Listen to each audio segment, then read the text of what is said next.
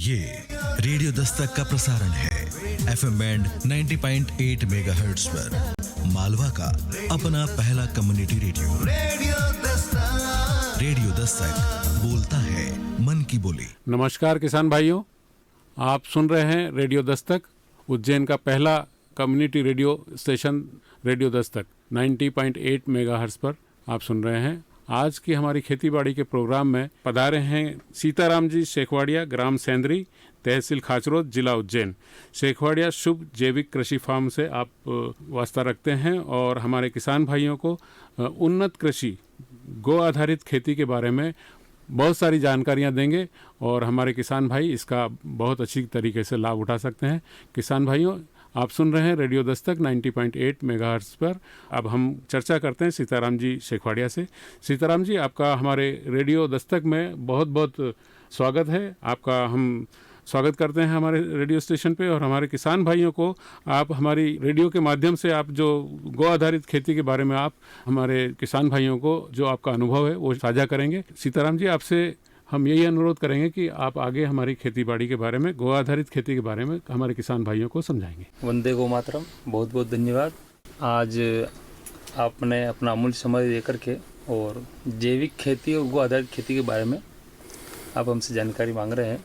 जैविक खेती या गो आधारित खेती जो है, तो इसको जब थोड़ा हम सुनेंगे तो जैविक खेती एक, इसको शुरुआत हम मान सकते हैं कि करीबन ये हमारे 150 साल पुरानी है और मॉडर्न फार्मिंग जो फार्मिंग है वो भी करीबन 125 साल पुरानी, लेकिन जो गो आधारित खेती है वो 22,000 साल पुरानी है।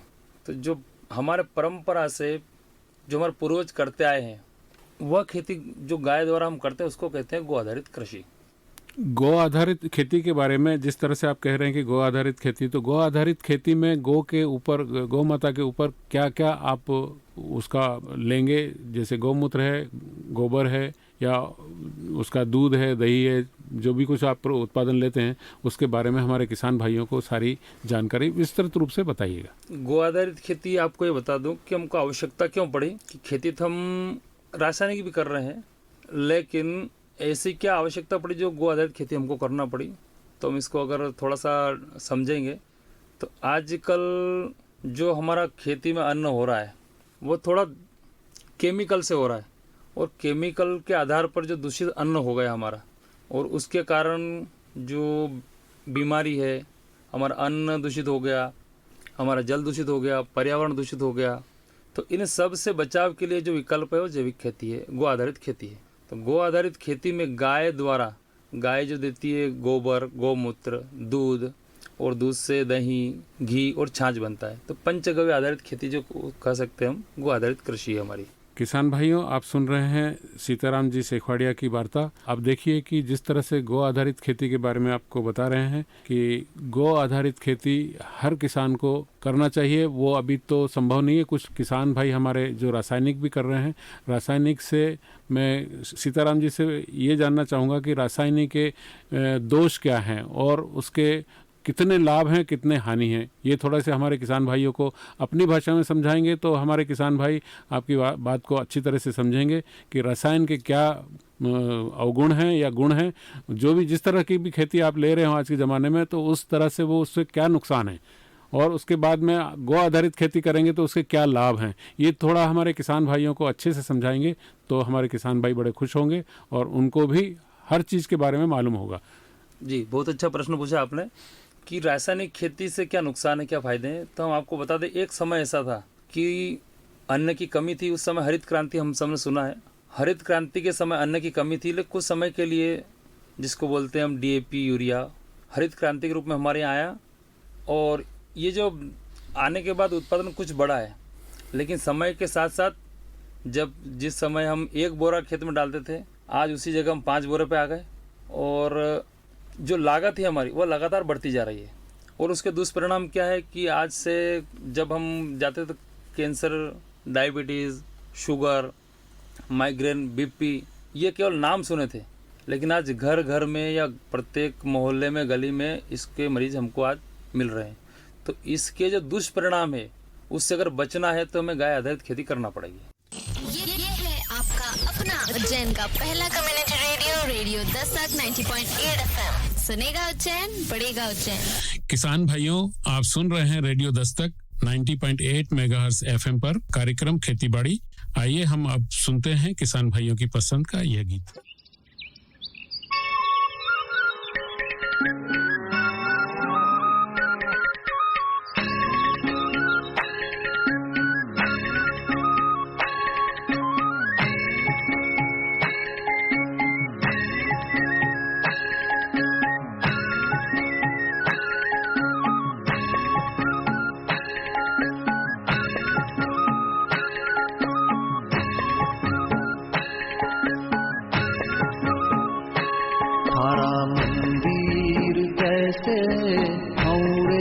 सावरिया रोके जोड़ीवान, तारा मंदिर कैसे औरे सावरिया रोके जोड़ीवान। मंदिर ऊपर चोत रो रे सोनो गड़ रे सुना, मंदिर ऊपर चोत रो रे सुनो गड़ रे सुना। कृष्ण जी की घर जे मोदड़ी ने राधा जी रोनो करियो हार रे, थारा मंदिर कैसे औरे सावरिया रोके जोड़ीवान। तारा मंदिर कैसे औरे सावरिया रोके जोड़ीवान।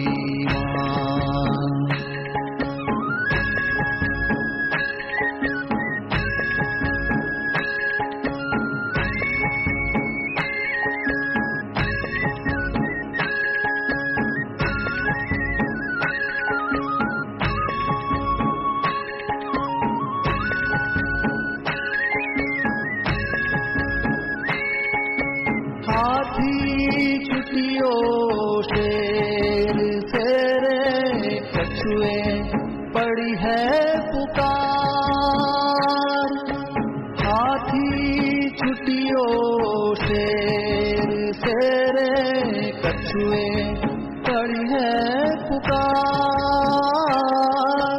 10 दरवाजा बंद किया जे निकल गयो सवार रे, थारा मंदिर कैसे औरे सावरिया रोके जोड़ीवान। थारा मंदिर कैसे औरे सावरिया रोके जोड़ीवान।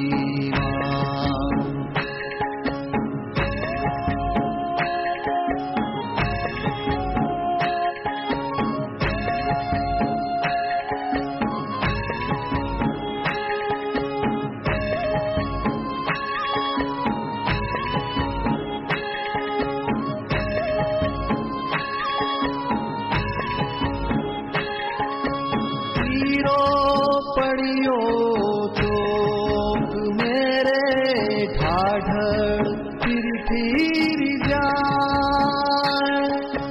हीरो पड़ियो चोक मेरे ढाढ़ फिर जाए।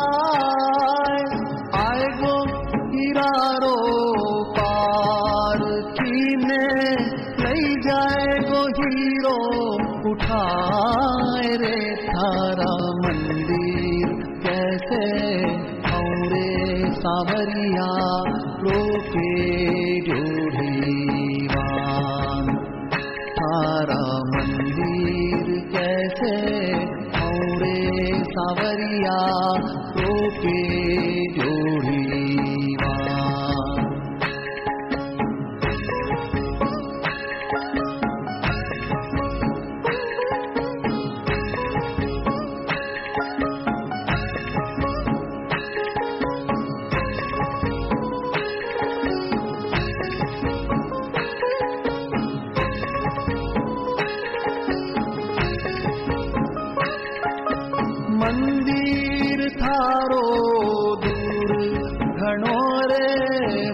से तो चढ़ियो नि जाय। मंदिर थारो दूर घणो रे मुँह से तो चढ़ियो नि जाय। की जो मुरारी जाए तेरे मारा हाथ पकड़ लई जाए रे। थारा मंदिर कैसे औरे सांवरिया रोके जोड़ीवान। थारा मंदिर कैसे औरे सांवरिया रोके जोड़ीवान, रोके जोड़ीवान, रोके जोड़ीवान। ये है आपका अपना उज्जैन का पहला community radio, radio Dastak 90.8 FM। सुनेगा उज्जैन, बढ़ेगा उज्जैन। किसान भाइयों, आप सुन रहे हैं रेडियो दस्तक 90.8 मेगाहर्ट्ज़ पर। सुनेगा उज्जैन, बढ़ेगा उज्जैन। किसान भाइयों, जिस तरह से हमारे सीताराम जी ने आपको बताया कि जो गौ आधारित खेती या जिस तरह से हम करते हैं उसके लाभ तो आपको अभी गिनाए नहीं हमने, लेकिन दुष्परिणाम जो हमारे रसायन के हैं वो मैं आपको और थोड़ा सा क्लियरली बताऊं कि जिस तरह से आप हर खेती में यूरिया, डीएपी, सुपर फास्फेट आदि का उपयोग करते हैं, उसके बाद बीज लगाते हैं, बीज भी रसायन से उपचारित करते हैं, उसके बाद बीजाणु करते हैं, और जब खेत में खरपतवार होता है तो उसमें आप वीडीसाइड का छिड़काव भी करते हैं। तो इसके बाद में जब फल और फूल लगने वाले होते हैं उस टाइम पर इंसेक्टिसाइड का भी प्रयोग करते हैं, पेस्टिसाइड का भी प्रयोग करते हैं। ये सारे रसायन का दुष्प्रभाव आपको जब ज़मीन में बरसात के थ्रू या पानी की जो बौछारें पड़ती है उसके थ्रू ज़मीन में जो पानी रिचार्ज हो रहा है वो पूरी तरह से रसायन से युक्त है, और वो हर तरह से पानी में जा कर के वो देखिए तालाब में भी जाता है, नदियों में भी जाता है, और ज़मीन भी इसको रिचार्ज करती है, तो ज़मीन में भी पानी दूषित हो रहा है। जो बोरवेल से पानी निकाल रहे हैं, आप सोचते हैं कि मैं तो शुद्ध खाना खा रहा हूँ, फिर भी कहाँ से बीमारी आ रही। तो ये देखिए कि बीमारी आने का रास्ता पानी है। पानी के थ्रू जब बोरवेल से भी आप पानी लेंगे या कुएं से पानी लेंगे तो वो रसायन का ही पानी मिलेगा आपको। आज मैं देखता हूँ कि हर किसान के घर में कोई डायबिटिक पेशेंट है, कोई कैंसर का पेशेंट है, कोई माइग्रेन का पेशेंट है, कोई किसी तरह का, मतलब हजारों तरह की बीमारियाँ, जितनी हमको नाम मालूम नहीं है उतनी बीमारियाँ हमें इस रसायन की खेती से मिल रहे हैं। तो मैं वैसे जैसे इन्होंने बताया कि जब हरित क्रांति हुई तो हमने अनाज पैदा करने के लिए कुछ रसायन का प्रयोग किया, और उससे हमने रसायन से खेती की, और उसके बाद में एक समय इतना आ गया है कि उस रसायन से भी हमारी खेती आगे नहीं बढ़ रही है और उसका विपरीत दिशा में हमको नुकसान जा रहे हैं। तो अब समय आ चुका है कि हमें उस रसायन खेती को धीरे धीरे आइसोलेट करके, कम करके, मैं ये नहीं कह रहा हूँ कि पूरी तरह से कम कर दो, लेकिन कम करते करते आपको वापस अपनी पारंपरिक खेती पर आना पड़ेगा, तभी हम बीमारियों से मुक्त होंगे। मुक्त होने के लिए आपको प्रयास हर घर में करना पड़ेंगे। पहले तो मैं किसान भाइयों से यही अनुरोध करूंगा कि जितना आप रसायन यूज़ कर रहे हो उसमें से मात्रा कम करके गो आधारित खेती पर चलें, ताकि आपके घर को तो पहले आप बचा लें, आपके परिवार को तो पहले बचा लें, ताकि ये क्रांति आना चाहिए कि हम पारंपरिक खेती पर ही वापस लौट कर आ जाएं, ताकि जितनी बीमारियों में हम खर्च कर रहे हैं, जितना हम खाद बीज में खर्च कर रहे हैं, जो कि खाद के अंदर जितना भी हमको आज धन डालना पड़ रहा है उतना हमको खेती से लाभ नहीं मिल पा रहा है। और जब हम बजट बढ़ा करके खेती कर रहे हैं तो हमको नेचुरली हमारी जो खेती का उत्पादन है उससे जो आवक होगी वो कम होगी। और इसके बाद में जब गो आधारित खेती करेंगे तो गो आधारित खेती में आपको ना तो खाद लाना पड़ेगा बाहर से, ना कोई बीज को उपचारित करने के लिए कोई दवा लानी पड़ेगी, आपको केवल अपने ही खेत में अपने ही गाय के द्वारा जो गोबर और गौमूत्र मिलता है उसी से सारी खेती करेंगे। तो मुझे ऐसा लगता है कि हर किसान को जितना फंड्स आपको खाद और वीडीसाइड और इंसेक्टिसाइड, पेस्टिसाइड में डालेंगे उतना बजट का जो पैदावार होती है वो नहीं के बराबर हो जाती है। तो हम परिवार को पालन पोषण कैसे करेंगे? यदि आदमी बीमार होता है तो हमको डॉक्टर को भी पैसा देना पड़ेगा, तो डॉक्टर भी हमारे मेडिसिन में इतना खर्च होगा कि हमारी जो खेती है उससे जो हमारी आमदनी है वो कम पड़ जाती है। तो हमारा किसान भाई बिल्कुल ऐसी अवस्था में आ जाता है कि अब क्या करें, किसी से कर्ज लेना पड़ेगा, किसी से कुछ करना पड़ेगा, तब हम अपने परिवार का पालन पोषण करेंगे। तो हम यही किसान भाइयों से अनुरोध करते हैं कि आइए हम खेती करते हैं और उन्नत खेती करते हैं, और गौ आधारित खेती करेंगे तो उसके ऊपर कितने ही फायदे आपको मिलेंगे। तो मैं सीताराम जी से फिर अनुरोध करता हूं कि जब हम गौ आधारित खेती पर जा रहे हैं तो आप उसमें जो हमारे गौ माता के जितने भी गौमूत्र है, गोबर है, उससे हम किस तरह से उसका प्रयोग करें कि हमारे किसान भाई उस गौमूत्र से और गाय के गोबर से ही वो खेती को आगे उन्नत बना सकें। उसमें ऐसे कौन से टेक्निक हम अपनाएं जिससे कि हमारी सारी खेती गौ आधारित ही हो जाए? जी, आपको ये बता दूं कि आजकल एक शब्द प्रचलन में अच्छा नहीं है, लेकिन कहते हैं कि आवारा गाय, ये शब्द सुना है, लेकिन थोड़ा सा बताओ, गाय आवारा नहीं है, आवारा आज किसान हो गया या समाज हो गया। कैसे? जब से गाय घर से बाहर गई है तब से किसान को बीज के लिए, खाद के लिए, दवाई की दुकानों पे, रासायनिक दुकानों पर भटकना पड़ रहा है। जब तक गाय हमारे पास थी तब तक नहीं तो हम दवाइयों के लिए जाना पड़ता है ना, खाद के लिए जाना पड़ता था बाहर। लेकिन आज गाय नहीं घूम रही है, किसान घर घर घूम रहा है। और किसान को अगर घूमना बंद करना है तो गाय आधारित खेती के लिए जो गोबर है, गौमूत्र है, उसका प्रयोग करना पड़ेगा। जैसे कि हमें खाद चाहिए तो खाद कहाँ से लाएंगे? रासायनिक दुकान वालों से लाएंगे तो हम पैसा लगेगा और बीमारी भी घर में आएगी। लेकिन जब गोबर से हम खाद बनाएंगे तो हमारा पैसा बचेगा और हमारी फसल भी स्वस्थ होगी। गोबर ऐसा संपूर्ण आहार है जो केमिकल अगर हम उपयोग करते हैं तो उसमें केवल 3 तत्व या 4 तत्व मिलते हैं, लेकिन गोबर के अंदर सारे तत्व मौजूद हैं जो आज वैज्ञानिक खोज कर पाए, वो जो वैज्ञानिक खोज नहीं कर पाए। वो सामान्य तौर पर डीएपी लोग जानते हैं, डीएपी का अगर विकल्प क्या है तो हम खोजते रहते हैं। उसके लिए हमको गोबर की खाद अगर हम डालेंगे खेत में, गोबर को पका करके डालेंगे तो खाद की आवश्यकता हमारी समाप्त हो जाएगी। और गोबर का पावर हम सबको मालूम है, गोबर में कितनी ताकत है कि थोड़ा सा अगर हम ध्यान देंगे तो अभी कोरोना काल में सबको ऑक्सीजन की आवश्यकता पड़ी है। और ऑक्सीजन हम देखते हैं तो 21 से 23% के आसपास वैज्ञानिक लोग बताते हैं कि वातावरण में ऑक्सीजन है। लेकिन कोरोना काल के समय में ऑक्सीजन के सिलेंडर ख़त्म हो गए और भटकना पड़ा, और सिलेंडर के कारण बहुत सारे को उसके दुष्परिणाम भोगने पड़े। तो एक व्यक्ति दिन में 3 सिलेंडर का ऑक्सीजन खर्च करता है। और हमारा गोबर जो है, गोबर के अंदर 23% ऑक्सीजन है। और जब गोबर को हम कंडा बनाते हैं तो उसमें 27% ऑक्सीजन हो जाता है। सामान्यतः ये होता है कि किसी चीज़ को अगर हम सुखाते हैं या वो सूखती है तो उसका पोषण कम होता है, लेकिन गोबर एक ऐसा है उसका प्रतिशत बढ़ता जाता है। और उसी गोबर को अगर हम कोयला बनाएंगे तो उसकी ऑक्सीजन लेवल होगी 40%। और यहाँ तक कि अगर वैद्य की रीति से अगर उसमें हम भस्म बनाते हैं तो उसका ऑक्सीजन लेवल हो जाता है 60%। तो अगर खेती में इसका उपयोग करेंगे तो जो मनुष्य को आवश्यकता है वो पेड़ पौधों की आवश्यकता है। जब गोबर खेती के अंदर जाएगा तो ऑक्सीजन की मात्रा बढ़ेगी। लेकिन पौधा सांस लेता है तो केवल मिट्टी के अंदर से भी सांस लेता है। अगर गोबर द्वारा खाद देंगे तो उसकी जो क्षमता है, सांस लेने की क्षमता बढ़ेगी, और जो हानिकारक कीटाणु है वो तो नष्ट होंगे ही सही। और एक संपूर्ण पोषण आहार हम केवल डीएपी के रूप में न दे करके गोबर के रूप में संपूर्ण पोषण आहार उसको देंगे। और गोबर ही नहीं तो गौमूत्र भी है। तो गौमूत्र के अंदर हमारे 5000 एलिमेंट है। सामने तो मार्केट से अगर दवाई लाएगा तो कितना दे सकता है, 1, 2 या 10 प्रकार के, लेकिन गौमूत्र के अंदर 5000 ऐसे एलिमेंट हैं।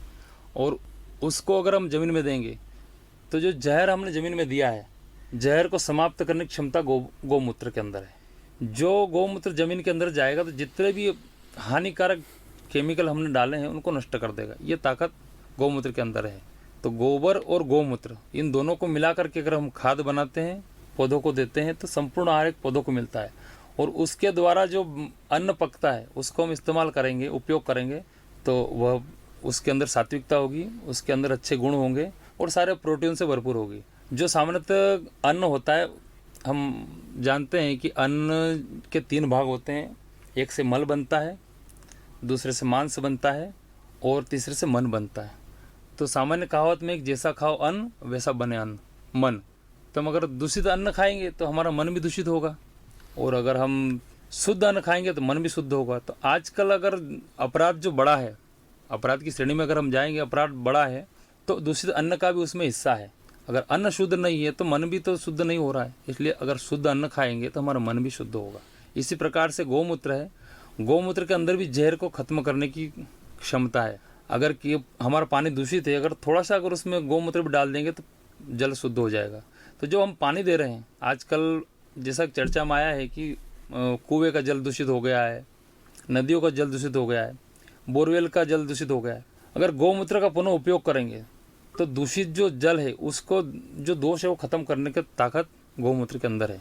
तो उसमें हम जो देते हैं पानी के साथ में, तो उसमें गौमूत्र भी हम छोड़ते हैं, जिस कारण में धरती माता है और जो उसके अंदर रहने वाले जीव, उनको पोषण भी मिलेगा और उनका जो जहर है वो भी नष्ट होगा। अन्न के द्वारा जो दोष आ रहा है वो खत्म होगा और जल के द्वारा दोष आ रहा है वो हमारा खत्म होगा। तो हम कहते हैं कि जैसा पियो पानी वैसी बने वाणी, लेकिन हम पानी तो दूषित पी रहे हैं। तो दूषित पानी को नष्ट अगर करना है और सही करना है उसको, तो हमें गौमूत्र का उपयोग करेंगे और गौमूत्र के द्वारा अन्न भी शुद्ध होगा, जल भी शुद्ध होगा, हमारा पर्यावरण भी शुद्ध होगा, वाणी भी शुद्ध होगी और वाणी भी शुद्ध होगी उससे। ये है आपका अपना उज्जैन का पहला community radio, radio Dastak 90.8 FM। सुनेगा उज्जैन, बढ़ेगा उज्जैन। किसान भाइयों, आप सुन रहे हैं रेडियो दस्तक 90.8 मेगाहर्ट्ज एफएम पर कार्यक्रम खेती बाड़ी। आइए हम अब सुनते हैं किसान भाइयों की पसंद का यह गीत।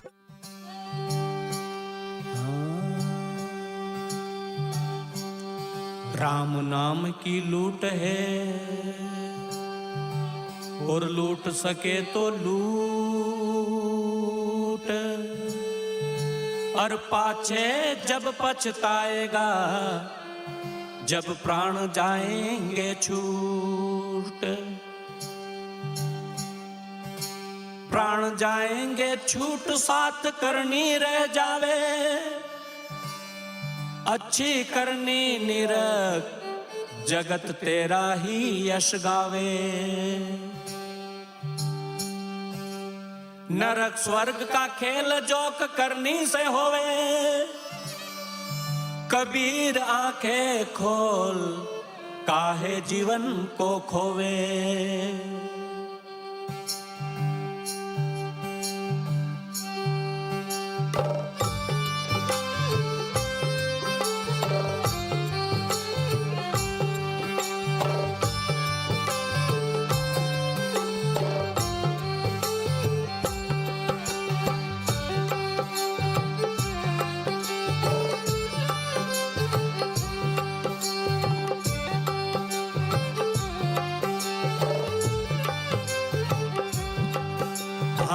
आदत बुरी सुधार लो, बस हो गया भजन।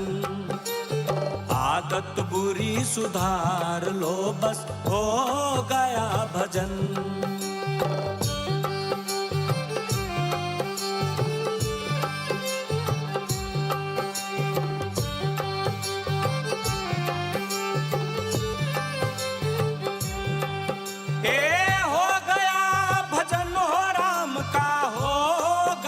भजन हो गया, भजन हो राम का हो गया भजन। मन की तरंग मार लो, बस हो गया भजन। मन की तरंग मार लो, बस हो गया भजन।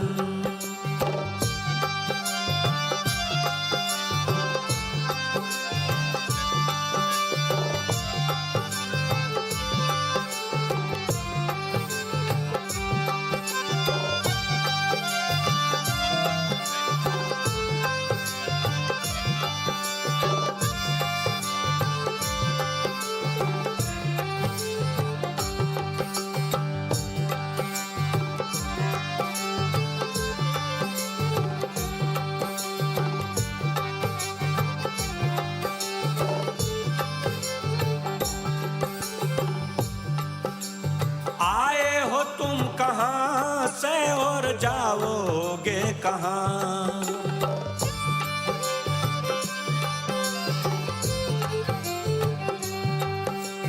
आए हो तुम कहाँ से और जाओगे कहाँ?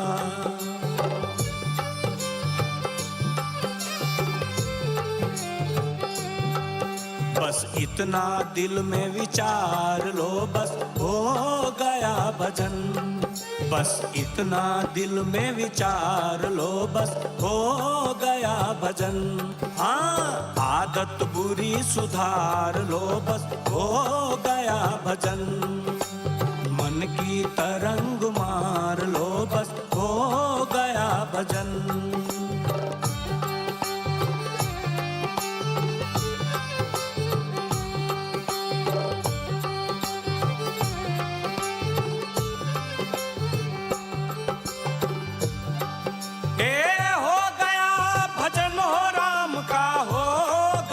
भजन हो गया भजन, हो राम का हो गया भजन। आदत बुरी सुधार लो, बस हो गया भजन। मन की तरंग मार लो, बस हो गया भजन।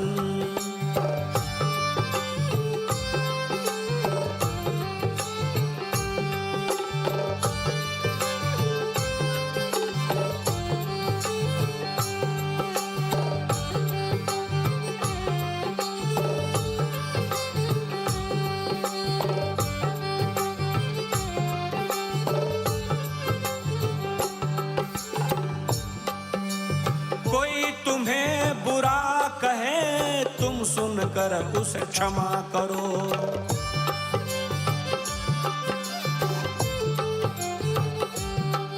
हाँ, कोई तुम्हें बुरा कहे, सुनकर उसे क्षमा करो।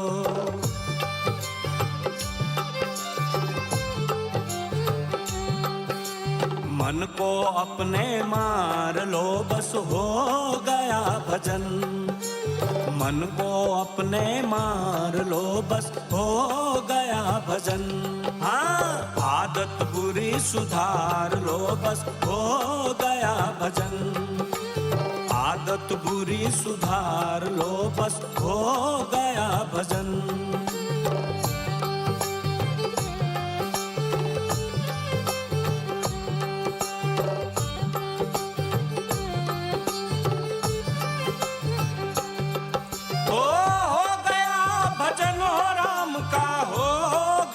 भजन हो गया भजन, हो राम का हो गया भजन। मन की तरंग मार लो, बस हो गया भजन। आदत बुरी सुधार लो, बस हो गया भजन।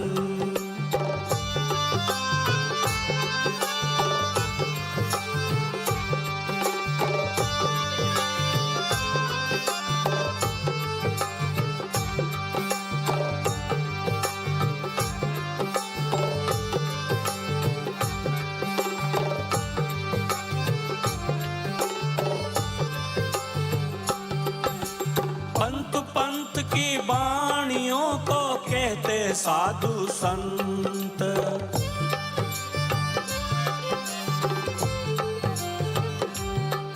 हाँ, पंत की वाणियों को कहते साधु संत।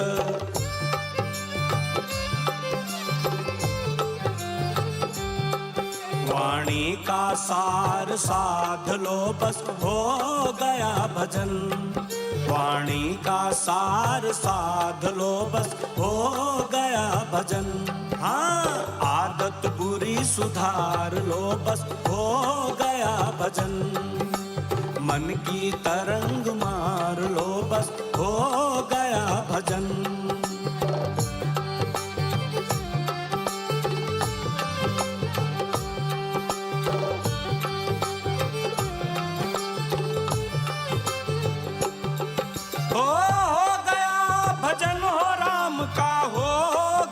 भजन हो गया भजन, हो राम का हो गया भजन। आदत बुरी सुधार लो, बस हो गया भजन। मन की तरंग मार लो, बस हो गया भजन।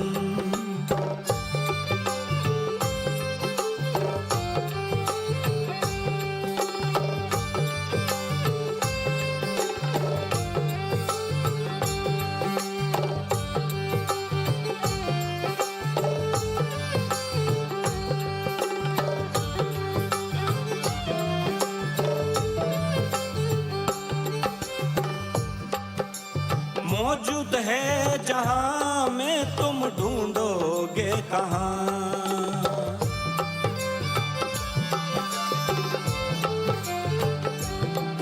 हाँ मौजूद है जहां में तुम ढूंढोगे कहां।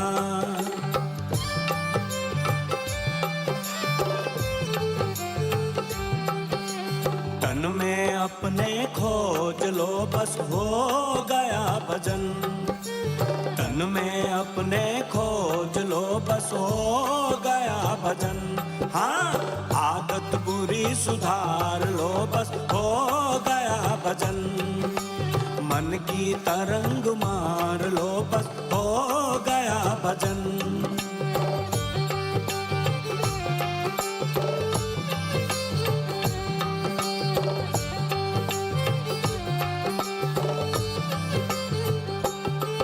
ये हो गया भजन हो राम का हो गया भजन। हो गया भजन हो राम का हो गया भजन। आदत बुरी सुधार लो बस हो गया भजन।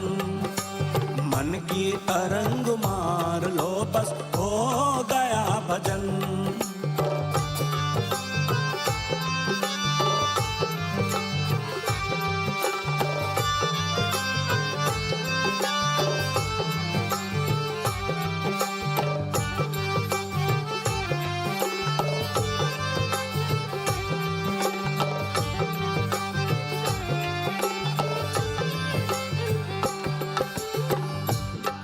सिद्धांत साफ साफ है सतगुरु कबीर का।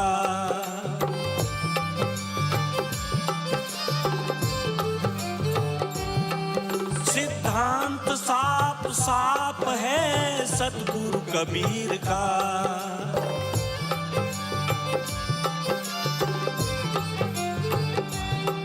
सिद्धांत साफ साफ है सतगुरु कबीर का।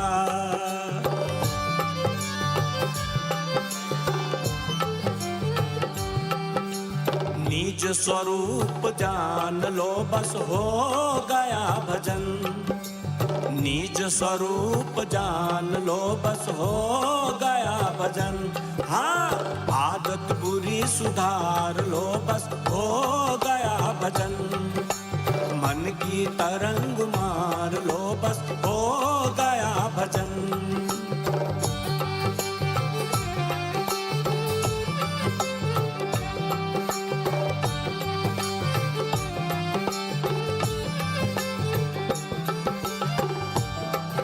ये हो गया भजन हो राम का हो गया भजन।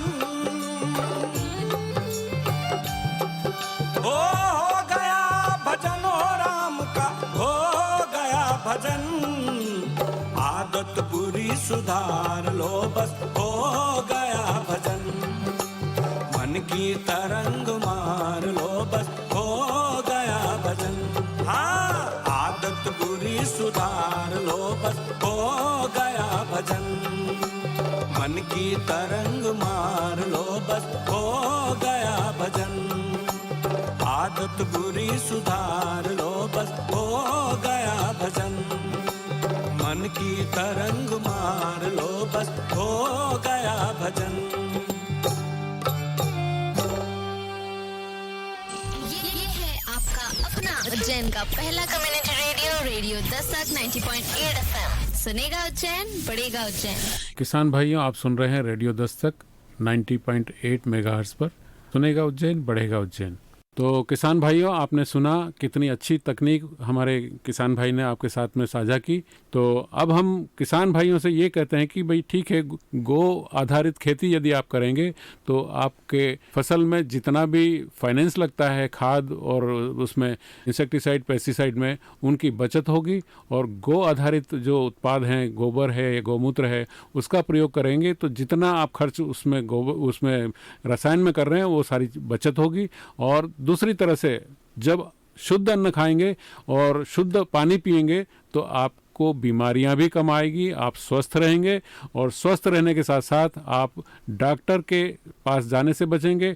और जितनी फ़ी आज अस्पतालों में लग रही है, जितना पैसा खर्च अस्पतालों में हो रहा है, मामूली से मामूली बीमारी अगर किसी को जुकाम भी हो जाता है तो 1,000-2,000 रुपये का बिल तो बने ही जाता है। तो मैं अपने किसान भाइयों से यही अनुरोध करूंगा कि जहां तक हो सकता है गो आधारित खेती करना शुरू करें। हम वापस पारंपरिक खेती करेंगे तो हमारा स्वास्थ्य भी अच्छा होगा और हम शुद्ध पानी भी पिएंगे और उसका जितना भी विपरीत दिशा में उसका असर हो रहा है वो भी खत्म होगा। अब दूसरा ये है कि जिस तरह से आप गो आधारित खेती के ऊपर अगर आप जाते हैं तो हमारे किसान भाई जो उन्नत कृषक हैं और अच्छी टेक्निक रखते हैं, उनका जो अभी आपने अनुभव साझा किया ये बड़ा काम का है। अब आप देखिए कि जिस तरह से आपका खर्च हम टोटली जिस तरह से जीरो बजट खेती की तरफ जाना चाहते हैं हम जा सकते हैं और इनका जो अनुभव है हम बिल्कुल साझा कर सकते हैं। तो अब आइए हम उनसे और भी कुछ तकनीक पूछते हैं कि जिस तरह से गाय का गोबर और गाय का गौमूत्र किस तरह से संग्रह करें या कितनी गायें पालें तो उस पर हमारी कितनी खेती हम एक गाय से कर सकते हैं। और गौमूत्र का जो कलेक्शन है या उसका संग्रह करना है उसको अगर हम संग्रह करके रखते हैं तो किस तरह से हमारी खेती में पूरी तरह से उसका उपयोग कर सकते हैं। जिस तरह से उन्होंने बताया कि गौमूत्र से पानी की भी शुद्धि होती है, ज़मीन की भी शुद्धि होती है और इंसान जब उस तरह से गाय आधारित खेती से जो अनाज खाएंगे उससे स्वस्थ भी रहेंगे। अब मैं ये जानना चाहूँगा कि जिस तरह से रासायनिक खेती से आपका जितना पहले अगर हमने हरित क्रांति के बाद से जब रसायन यूज़ करना शुरू किया तो उसका धीरे धीरे हमने जितना अगर 1 बोरी यूज़ करते थे तो आज 5 बोरी 6 बोरी पर आ गए। तो हमारा जो धन है 5 गुना 6 गुना ज़्यादा खर्च होने लगा, इंसेक्टिसाइड लगने लगा। उसके बाद हमारी मृदा जिसको हम ज़मीन हमारी भूमि कहते हैं, खेती की ज़मीन कहते हैं, वो इतनी हार्ड हो गई है, इतनी सख्त हो गई है कि हमारे जो पहले ट्रैक्टर की शक्ति होती थी 35 horse power 30 horse power 25 horse power से खेती हो जाती थी, लेकिन आज हमारे किसान भाइयों को लगभग 70 HP का ट्रैक्टर खरीदना पड़ रहा है ताकि जितनी कड़क ज़मीन हो गई है उसको जुताई करने के लिए इतना पावर लग रहा है। तो आप समझिए कि उससे हमारे कितने नुकसान हो रहे हैं और कितना पावर हम वेस्ट कर रहे हैं उसमें। पहले के ज़माने में बैल जोड़ी से हम खेती कर लेते थे। तो मैं ये जानना चाहूँगा कि गौ आधारित खेती के अनुसार जिस तरह से कंपैरिजन हम पहले करते थे कि एक बैल जोड़ी से जो खेती करते थे और आज ट्रैक्टर से खेती करते हैं उसमें और इसमें कितना अंतर है, उसके नुकसान और फायदे हम सीताराम जी से जानेंगे। जी, बहुत अच्छा प्रश्न है कि बैल जोड़ी से खेती हम पहले करते थे, आज ट्रैक्टर आ गया। तो ट्रैक्टर क्या होता है, बहुत भारी होता है और बैल में सामान्यतः वजन कम रहता है। जब ट्रैक्टर खेती में चलता है तो उसको क्या करता है, सॉफ्ट उसको हार्ड बना देता है, यानी उसको कड़क बना देता है।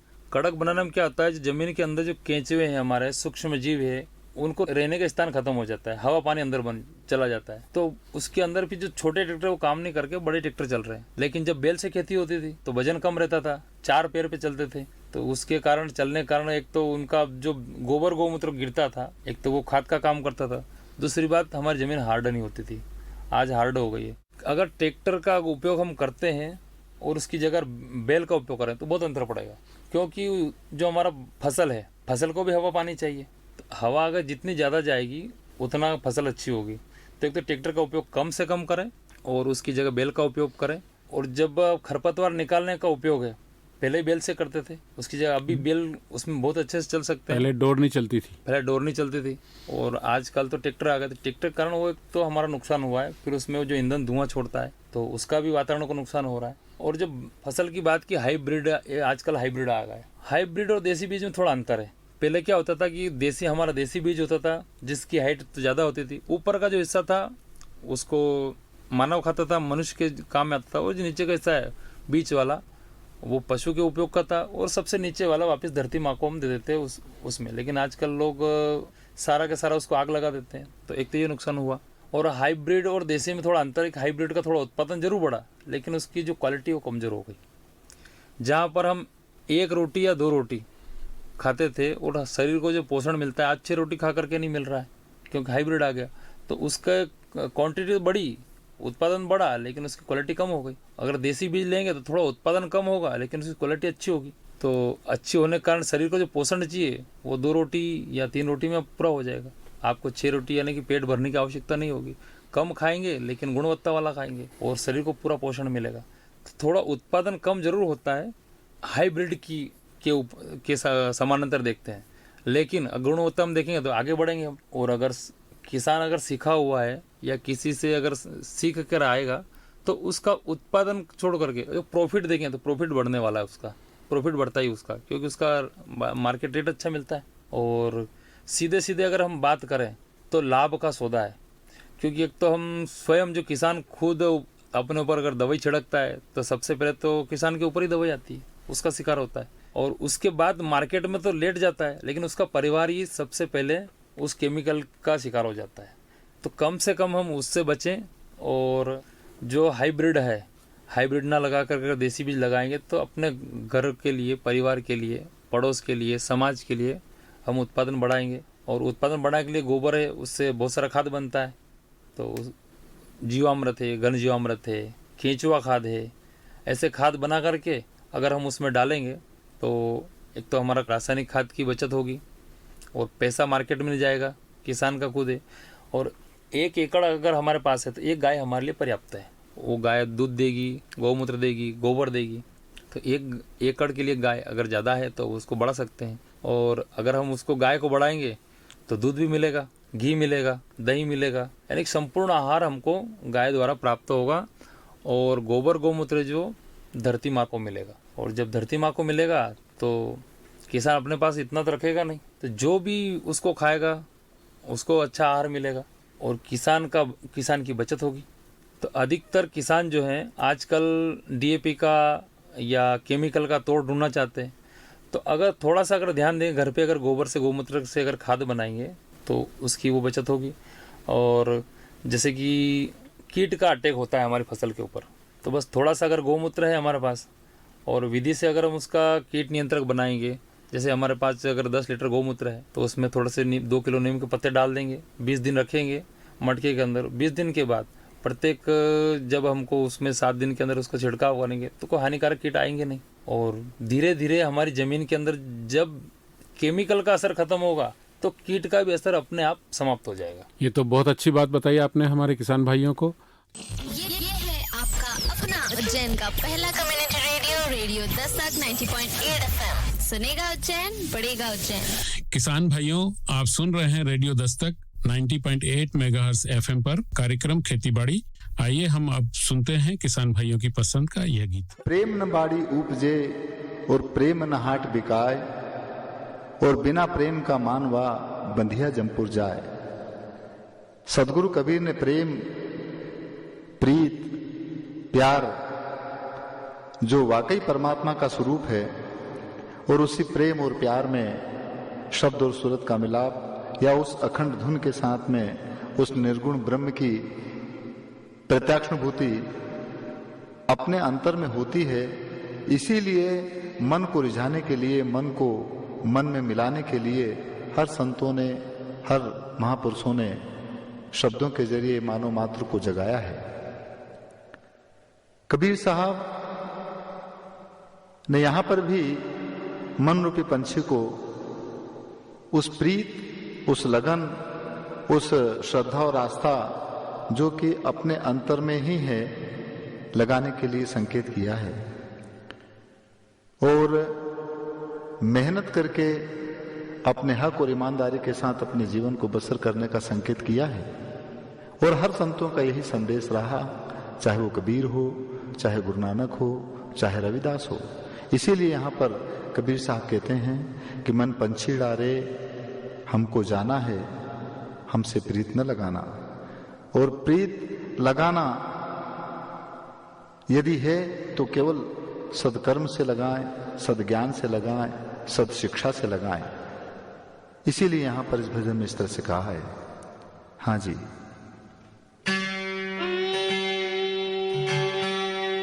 जी कबीर खड़ा बाजार में,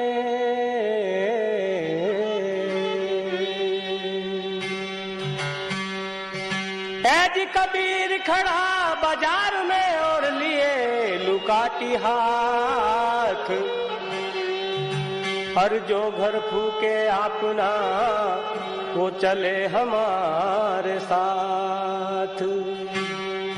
जिरे जिरे वो चले हमारे साथ।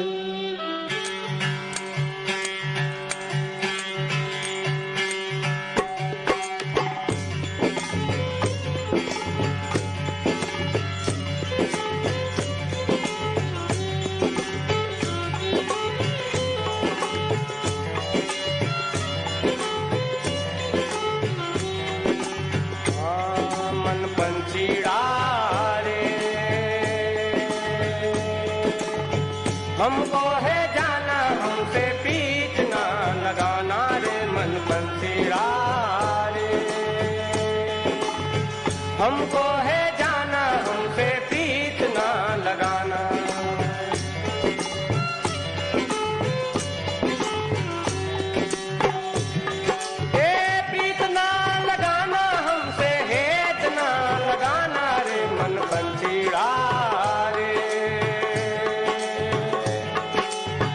हमको है जाना हमसे पीछ ना लगाना रे मन बंसीरा रे।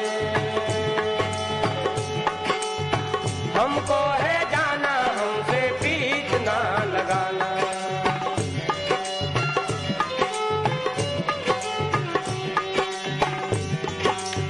हाँ लोक लाज तज भय बैरागी लिया फकीरी बाना लिया फकीरी बाना।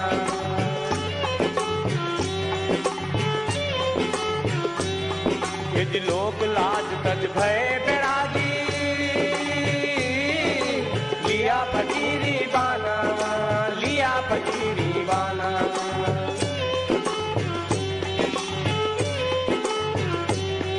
अरे आज यहाँ और कल कहाँ है आज यहाँ और कल कहाँ है मेहनत करके खाना रे मन बंसीरा रे।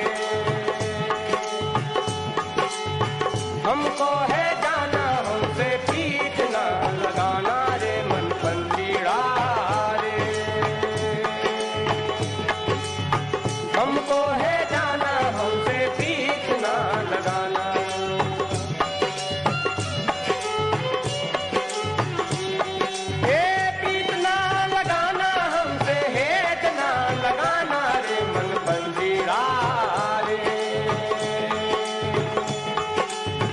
हमको है जाना हमसे पीछ ना लगाना रे मन बंसीरा रे।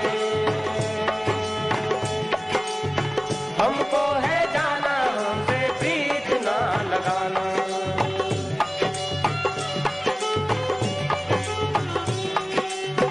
हाँ रूखी सूखी प्रीत हमारी धोखे में मत आना धोखे में मत आना।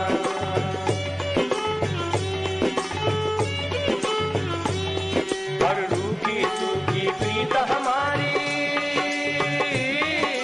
धोखे में मत आना धोखे में मत आना।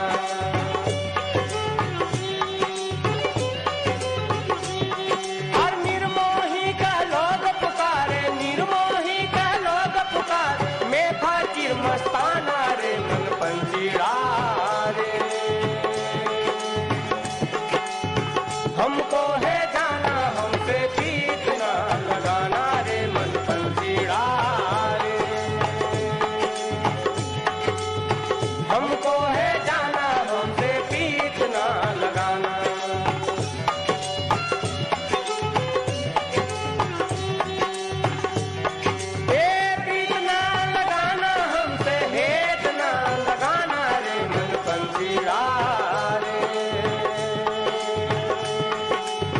हमको है जाना हमसे पीछ ना लगाना रे मन बंसीरा रे। हमको है जाना हमसे पीछ ना लगाना।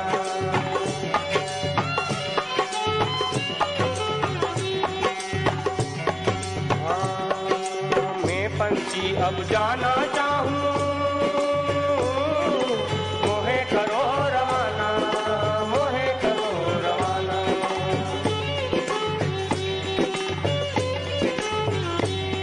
यदि मैं पंछी अब जाना चाहूँ मोहे करो रवाना मोहे करो रवाना।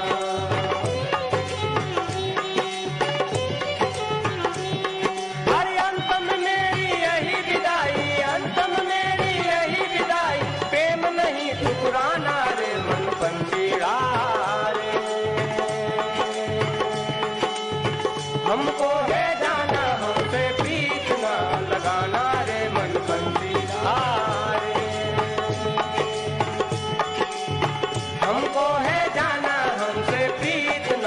लगाना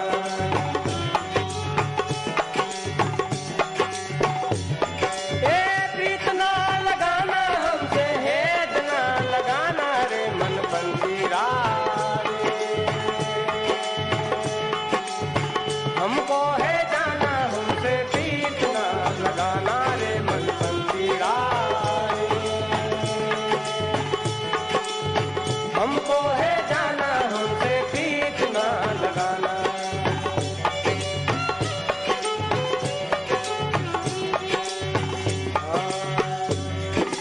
कहे कबीर सा प्रेम से मिलो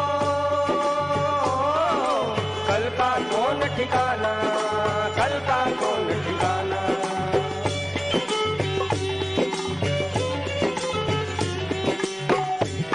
फिर कहे कबीर सा प्रेम से मिलो कल का कौन ठिकाना कल का कौन ठिकाना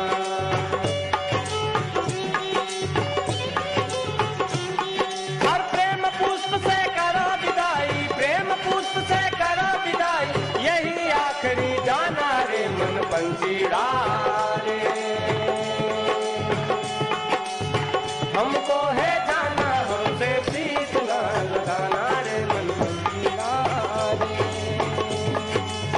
हमको है जाना हमसे प्रीत ना लगाना रे मन पंजीरा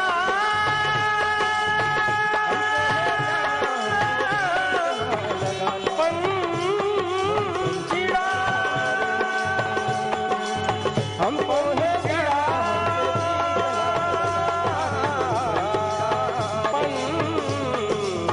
हमको है जाना हमसे प्रीत ना लगाना रे मन पंजीरा हमको है जाना हमसे प्रीत ना लगाना रे मन पंजीरा हमको है जाना हमसे प्रीत ना लगाना रे मन पंजीरा हमको है जाना हमसे प्रीत ना लगाना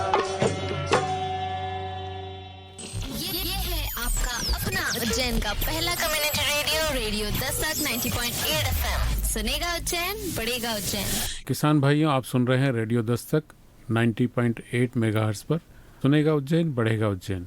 किसान भाइयों, जैसे सीताराम जी ने आपसे कहा कि हम ट्रैक्टर का प्रयोग करते हैं, ट्रैक्टर भारी मात्रा में जब चलता है तो उसके टायर के कारण हमारे जितने जीवाणु हैं वो नष्ट हो जाते हैं, जितने केचुए होते हैं वो नष्ट हो जाते हैं। तो केचुओं को नष्ट करना मतलब हमारी खेती को नुकसान पहुंचाना। जितना केचुआ हमारी खेती में लाभ देता है, केचुआ ही एक ऐसा प्राणी है जो हमारी खेती को नरम बनाता है, उसकी जो हार्डनेस है उसको कम करता है। यदि हमारे खेत में केचुए नहीं है तो हार्डनेस डेफिनेटली इतनी होगी रसायन के कारण कि आपको वो ट्रैक्टर भी जितना पावर का आप चला रहे हैं वो भी कम पड़ेगा। तो ये समझने की बात है कि हमें लाभकारी खेती करनी है, ना कि हमें घाटे की खेती करना है। तो घाटे की खेती अगर दूर करना है तो आपको गौ आधारित खेती करना ही पड़ेगी, और करने से आपको फाइनेंशियल इम्प्रूवमेंट तो होगा ही, आपका परिवार भी तंदुरुस्त रहेगा और आपका स्वास्थ्य ठीक रहेगा। तो आपका उधर से आपका जो मेडिकल ट्रीटमेंट से जो पैसा बचना है वो भी बचेगा और स्वास्थ्य आपका ठीक रहेगा। जितना अच्छा आप खाना खाएंगे उतना अच्छा आपका स्वास्थ्य रहेगा।